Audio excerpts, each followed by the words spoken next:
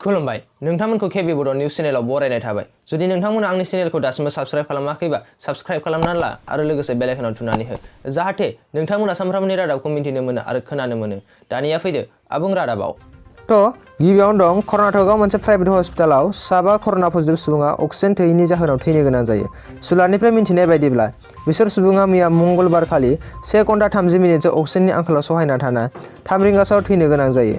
नैथियाव दं ममता बेनार्जीआ दिनै 5 मे खालि बेंगलनि चिफ मिनिस्टार हिसाबै थामथि खेबनि थाखाय समायखिरा लाबाय। थामथियाव दं बलिउडनि एक्ट्रेस दीपिका पादुकणखौ कभिड पजिटिभ मोननाय जायो।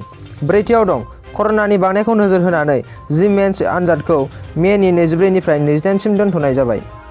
पाँचआव दं इन्डियाया आयारलेन्डनिफ्राय नैथि खेबनि थाखाय कभिड किटखौ मोननो हायो, जेरावनाखि मंगलबार खालि मोननै अक्सिजेन जेनेरेटर्स, 548 अक्सिजेन कनसेन्ट्रेटर्स आरो 365 भेन्टिलेटर्स आरो माखासे मेडिकेल इकुइपमेन्टफोरा इन्डियानि दिल्लीआव आयारलेन्डनिफ्राय सौफैयो।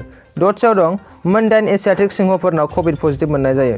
हायद्राबादनि जुआव ministry of environment, forest and climate चेन्जनिफ्राय अफिसियेलि स्टेटमेन्ट होनानै बुङो दि सिंहफोरा कर'नानि थाखाय पजिटिभ मोननाय जायो जेब्ला बिसोरनाव माखासे भाइरासनि साइनफोरखौ नुनाय जायो आरो लोगोसे बुंबावो दि बिसोरनि सेम्पोलफोरखौ बिसोरनि गन्थं गारामाफोरनिफ्राय लानाय जादों होनना।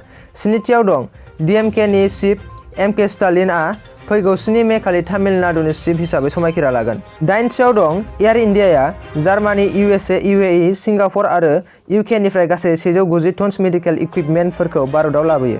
गुथियाव दं गुवाहाटीनि जिएमसिएइच हस्पिटालाव 18 बोसोर बैसोनि गोजौनि कभिडनि टिकाखौ थुनायखौ बुधबारखालि जागायबाय। मन्त्रि हिमन्त बिश्व शर्माया जिएमसिएइचआव टिका थुनायखौ बेखेवो। जिथियाव दं मंगलबार खालि मैया चिरांनि भारत-भुटान सिमनायाव गुलि गावनाय जाथाय। 4 नं हाथिसार गामिनि बले बसुमतारीखौ हाग्रायाव बन लायनो थांनायाव सोरबा सिनाय मोनै दुथाङा आथिंआव गुलि गावना थाङो। दा गावजानाय सुबुङा हस्पिटालाव फाहामथाय लागासिनो।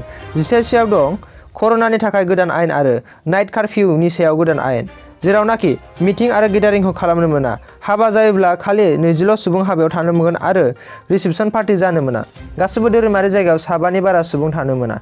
गासिबो दखानफोरा आरो रेस्टुरेन्ट दाबाफोरा 7 बाजियाव बन्द जाजोबनांगोन आरो जाग्रा मुवा हम डिलिभारिया 7 बाजिसिम थागोन। गासिबो प्राइभेट आरो सरकारि अफिसफोरा 2 बाजियाव बन्द जाजोबनांगोन आरो अफिसाव 50% नि बारा खामानि मावनो मोना। गासिबो पाब्लिक ट्रेन्सपर्टफोराव 50% नि बारा सुबुं गाखोनो मोना। बेलासिनि 6 बाजिनिफ्राय फुंनि 5 बाजिसिम नाइट कारफिउ सोलिगोन। कभिडनि आयेन मानियै सुबुंफोरखौ भारतनि 188 धारा आयेननि एक्सन लानाय जागोन होनना बुंथिदों। आसामा मैया रेकर्ड खालामनाय highest ever single day deaths since Covid outbreak. आसामाव गासै मैया थैनाया 1430।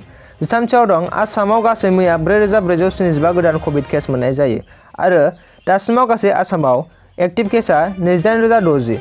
दिनैनि रादाबा एसेनोसै। गोजोन्थों।